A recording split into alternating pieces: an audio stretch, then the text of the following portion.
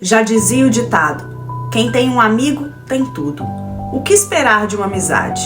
E se não for só amizade mesmo? Daniel deixou claro que não era, e talvez nunca tenha sido. Entenda o caso. Ei mundo! Meu nome é Fabi Medeiros e sejam muito bem-vindos a este canal. Aqui tem vídeo novo toda quinta e todo domingo, sempre com temas criminais. Então se você gosta desse tipo de conteúdo, para tudo que você tá fazendo que eu vou te contar essa história. Vem!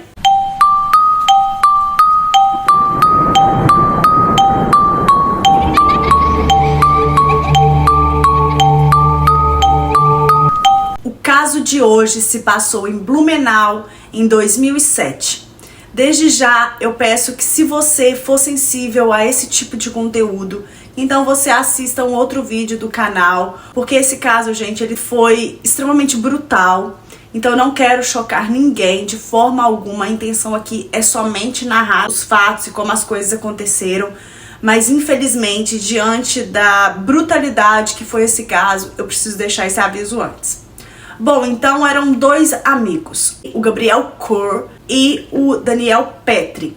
O Gabriel tinha 12 e o Daniel 16 anos. Então eram assim, gente, eles eram vizinhos, moravam ali no mesmo bairro e os dois brincavam juntos em um jogo eletrônico de RPG chamado Tibia. Esse jogo, ele consiste em... você tem um avatar, né? E esse avatar você vai desenvolvendo ele.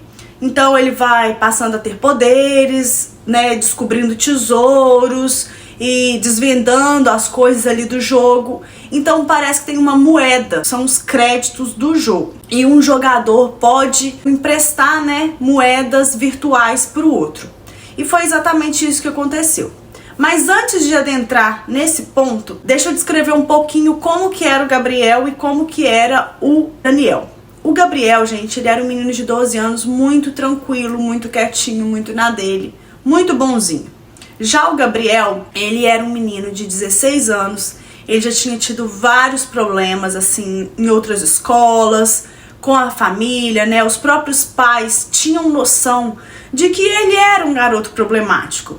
Ele já tinha sido levado para vários terapeutas, mas nunca levou o tratamento adiante, ele sempre acabava abandonando o tratamento. Então os pais, eles tinham a consciência de que o menino era problemático. Bom, então eles começaram essa amizade, né, o Daniel e o Gabriel, a princípio online, por conta do jogo.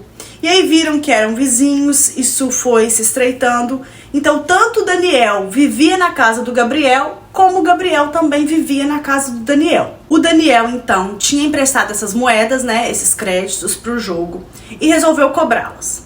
Então iniciou-se uma discussão ali no próprio chat do jogo mesmo, né, eles começaram a discutir por conta desses créditos, e o Daniel ficou muito nervoso e foi até a casa do vizinho e amigo, o Gabriel, para poder cobrar essas moedas. Chegando lá, eles começaram uma discussão. O Gabriel estava sozinho nesse momento em casa. O irmão tinha ido ao dentista, os pais estavam trabalhando e ele estava em casa ali, né, jogando o Tibia. Quando o irmão do Gabriel chegou em casa, a cena que ele viu, gente, assim... eu não coloquei as fotos aqui porque são fotos extremamente pesadas, assim, seria até um desrespeito à família e à vítima. Essas fotos foram tiradas por um vizinho curioso e foram divulgadas na internet, então assim, elas nem poderiam estar ali. Então, de fato, não tem como realmente colocar essas fotos aqui, são muito pesadas. Mas fato é que quando o irmão do Gabriel abriu a porta, a cena que ele viu, gente, era assim... sério, não tinha onde ser pior. Era bizarro. O irmão dele estava extremamente ferido. E o pior de tudo, gente, é que o corpo estava desmembrado. Pois é, tinha uma parte do corpo perto da porta, sangue por todo lado, e as pernas estavam, né, mais pra frente, assim, numa outra, na mesma reta, mas não estavam acopladas ao corpo. Então, de cara, ele já viu que o corpo do irmão tinha sido seccionado. Bom, ele ficou desesperado, ele começou a gritar, saiu, né, de casa gritando. Os vizinhos escutaram, foram lá, né, pra ver o que estava acontecendo e chamaram a polícia. Nesse momento, muita gente viu a cena e acabou fotografando, que foram essas fotos que eu falei pra vocês que vazaram na internet. Mas que realmente é de muito mau gosto uma pessoa tirar foto de uma cena dessa. Não cabe a gente tirar foto disso. Isso é um trabalho da perícia. Bom, a polícia chegou no local e foram ver o computador do Gabriel, ver se encontrava alguma coisa. Porque quando você chega numa cena daquela e vê sangue, vê um corpo seccionado, gente, era muito sangue. Era, sabe quando você chega a escorregar mesmo? Tinha muito sangue, porque vocês imaginam o quão brutal foi isso. Encontrou lá no computador do Gabriel essa conversa, essa discussão por créditos, e logo eles já imaginaram que o amiguinho pudesse estar envolvido. Então eles foram atrás do Daniel para perguntar se ele sabia de alguma coisa, né, interrogá-lo. Então, chegando lá, a primeira coisa que o Daniel falou foi que ele não tinha nada a ver com aquilo, que na verdade os dois estavam discutindo por conta de créditos, porque o Gabriel estava devendo créditos para ele, então que ele estava cobrando crédito, mas que era só isso. A polícia continuou a investigação. E aí, gente, é o seguinte, vamos aqui para os pontos principais. A casa estava vazia, só tinha a criança de 12 anos dentro, só estava o menino lá jogando o jogo. Toda essa cena desorganizada e suja foi bem na entrada da casa. Assim que você abria a porta, tava ali naquele corredor da entrada. Só que quando a polícia começou a periciar a casa, porque eles fizeram uma varredura na casa, gente, eles encontraram sêmen no lençol da cama do quarto do Gabriel. E não tinha sangue, só tinha o sêmen. Então eles falaram, olha, estranho. Se não tem sangue na cama e tem sêmen, então das duas uma. Ou o próprio garoto, né, a própria vítima, tinha feito aquilo, ou tinha acontecido um abuso, esse ali.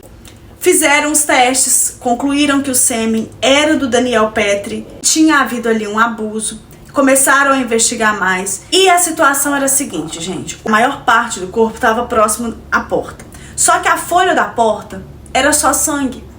Tinha um fio amarrado na vítima e foi visto que tinha um alçapão, era como se fosse um sótão. Sabe esses sótãos, gente, que ficam no teto da casa e você tem até uma cordinha assim que puxa e muitos abrem até uma escada, ou não, às vezes fica só aberto e ali você guarda coisas, coloca coisas, ou é até um forro do próprio telhado da casa. Mas fato é que tinha esse sótão e a perícia viu claramente que tentaram colocar, né, levantar o corpo e colocar ali em cima.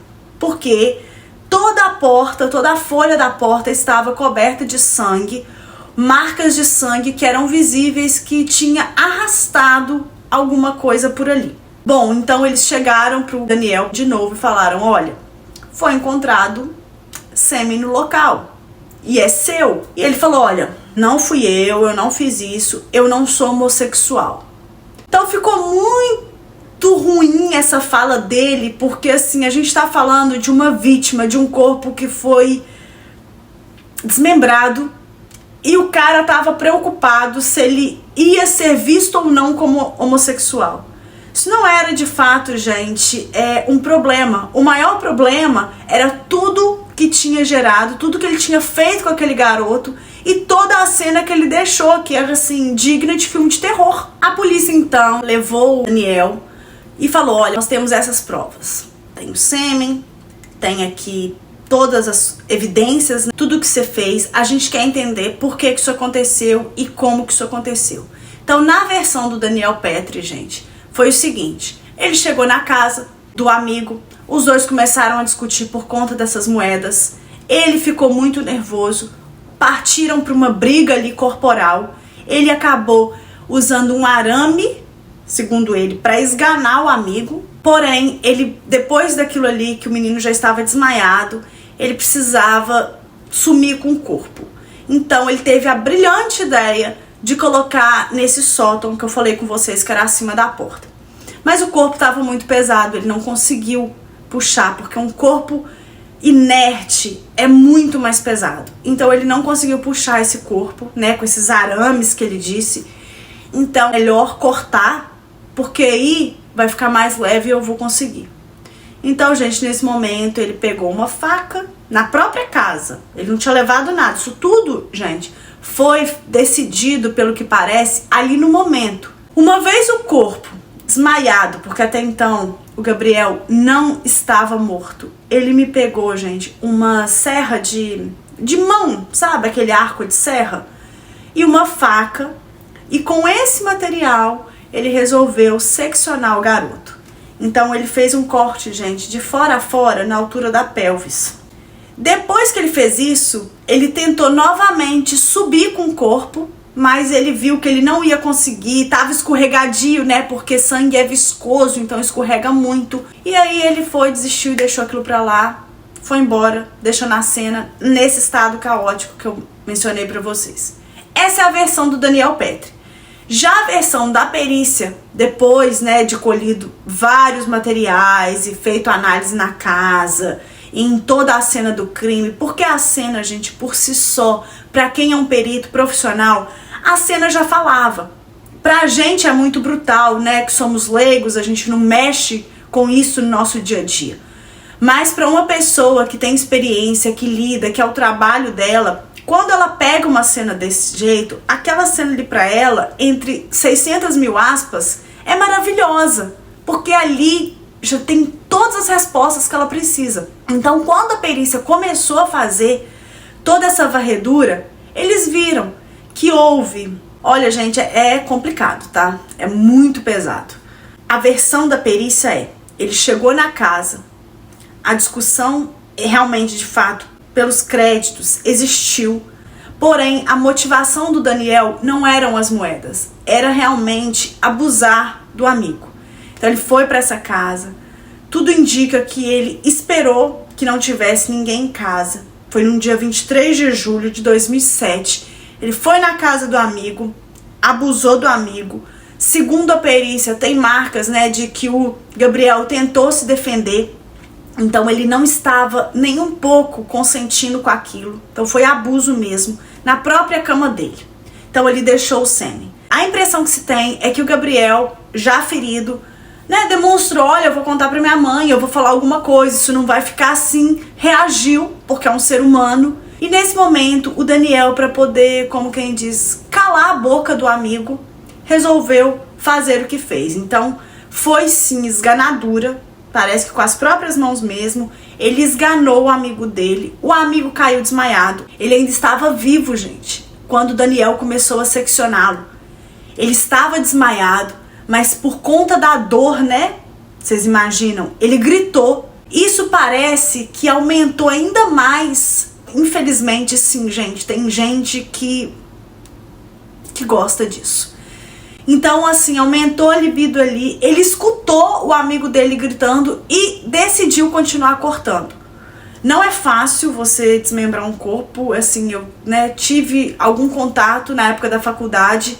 Nunca cheguei a desmembrar, mas eu imagino quão difícil deva ser, porque não é fácil. Eu não acho fácil nem às vezes cortar um frango. Você imagina um corpo. Ainda mais com uma serrinha de mão. Fato é que ele fez isso e após tudo isso, gente, que eu contei pra vocês, toda essa cena, toda essa briga, todo o abuso, tudo isso, ele ainda cometeu a necrofilia, né? Que a gente sabe que é o abuso no cadáver. Então ele fez isso, tem provas disso, foi colhido pela perícia, tudo isso que eu tô falando aqui foi constatado. E eles falaram, olha, tem sêmen, você fez isso, tá constatado pelo exame da perícia, mas ele negou. Ele disse que não era homossexual, que não fez aquilo. Bom, a promotora da infância e da juventude pediu a internação do Daniel em um centro para delinquentes juvenis e lá parece que ele ficou por 3 anos. Depois disso, não se sabe até hoje o que aconteceu com Daniel Petri. Acredita-se que ele mudou de nome ao completar 18 anos. E até hoje, gente, essa é a verdade. Não sabemos se ele é o seu vizinho, o meu vizinho. Não sabemos se esse cara se formou, se hoje em dia ele é casado e tem filhos. Não sabemos nada. Existem muitos rumores, até cheguei a encontrar o Instagram do suposto Daniel Petri, mas eu realmente não consigo acreditar que ele esteja com o mesmo nome, até porque o que ele fez foi brutal, mas ele tinha 16 anos e no Brasil não foi julgado como adulto, infelizmente. Ele cometeu essa barbaridade, mas hoje ele vive solto, provavelmente trabalha, tem uma vida tranquila ou não, não sei, mas fato é que ele nunca pagou pelo que ele cometeu. Realmente é uma mente insana.